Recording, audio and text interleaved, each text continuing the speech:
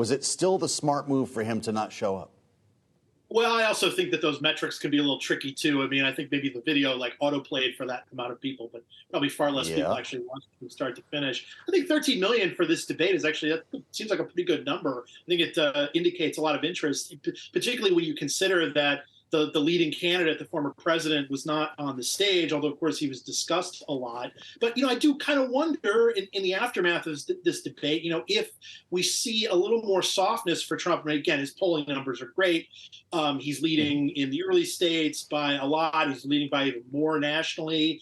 But, will we come to find in the coming days and weeks that maybe he actually should have gone? Again, I'm not necessarily predicting that. I just, it's just kind of an interesting thing to watch, because Trump did take a little bit of a risk in not going to the debate, although it would have been a risk to show up, too, because when you're the leading candidate, you kind of can only go one direction. That's down if you go to the debate and you make a mistake. So it's an interesting choice by Trump. We'll see if there's any impact from it. It is an interesting choice, because by not showing up, what he also showed is that life goes on without Donald Trump. There are 8 candidates who are vying for that job. Yeah, and look, at this point, they're all, they're sort of all playing for second place in what has been for the last few months basically a one-person race, and that Trump has just been dominating. But, Trump is also, he's got these indictments hanging over his head. You don't know how things might develop over the next few months. Again, if his support does start to soften, and then the question is who would inherit his level of his support. For a while, it seemed like Ron DeSantis was the obvious person to do that, and he may still be. But there are now some other candidates kind of nipping at DeSantis's heels too, including Vivek Ramaswamy, who was probably the most prominent person in the debate, whatever you think of him. But he got a lot of speaking time, and he was also in the midst of basically all of the most noteworthy conflict. And I think conflict sometimes, draws eyeballs and draws attention. And I think he did that, again, no matter what you think of him. Reality check, though, as we looked at those numbers, this is still Donald Trump's race to lose. This was clearly a debate for second place, as you just said, Kyle. And there were a lot of expectations for Ron DeSantis. Here he is at the center of the stage, and I'm hearing very mixed reviews about his performance. He didn't seem to be paying a lot of attention or reacting, I guess, to a lot of the things that were said on stage. He spoke in a vacuum when he took his opportunities, almost in an effort to be clipped for Twitter. And I realized that might have been a strategy in itself. How did he perform in your view?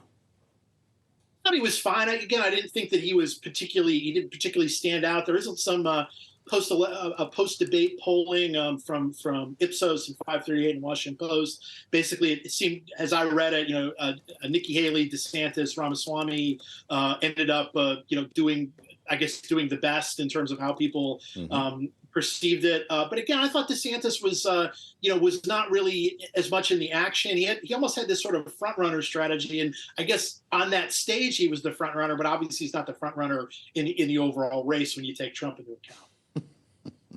One of the biggest policy issues is going to be abortion, and that's where Democrats really want to drive home the point that the Republicans have an extreme view. Yesterday during the debate, Nikki Haley really came out with more of a general tone about abortion, trying to have consensus around this issue in Congress.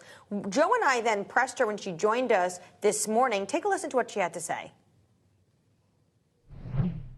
Pence says every candidate, though, should support a ban on abortion before 15 weeks as a minimum nationwide standard. What is your minimum? First of all, why put women through this? Why put men through this in a way that they're going to hate each other and demonize each other? We don't have 60 Senate votes. So where is the consensus? We have to figure out But the American people want to know from you, as a woman as well, where you would stand on this. A lot of candidates have come out and said they're either for 6 weeks, they're for 15 weeks. What is your number? Well, first of all, I'm for whatever the states decide where they are. But I'm also going to tell you my job is I'm going to support or promote saving as many babies as possible and support as many moms as possible. Wherever those 60 Senate votes come down, we're going to do it. If you can't get 60 votes, you can't save babies. So it's going to require a lot of coming together and figuring out where people are. But we're not going to divide our country over this issue. We're going to bring our country together. And where we can get 60 votes, that's what we're going to do.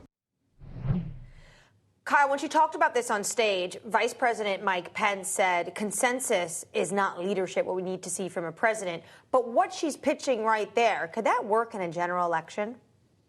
I appreciate that Haley is realistic and sort of speaking plainly about what would actually be required for there to be some sort of national limitation on abortion rights. Because, as you know, she notes, I mean, with the filibuster in place, you need 60 Senate votes to do that sort of thing. And there's not 60 Senate votes really for what the Democrats would want in a national abortion rights bill, or there's not 60 votes in the Senate for what Republicans would want to do on, curtailing abortion rights to at least some degree. So I think there was some kind of real talk from her. I think also she was the one candidate. I mean, there was, again, Pence and Tim Scott and others were getting engaged on the abortion question, but she seemed to be the one who actually acknowledged that, in the aftermath of the Dobbs decision, that this has not been a great issue for Republicans. They've been on the wrong side of several statewide ballot issues in both blue states and also some red states on this issue. And I think if the election is a lot about abortion rights next year, it's probably territory the Democrats want to be on. And Haley, I think, seemed at least realistic about what was going on there. This is the first of 8 primary debates, I believe, for the RNC.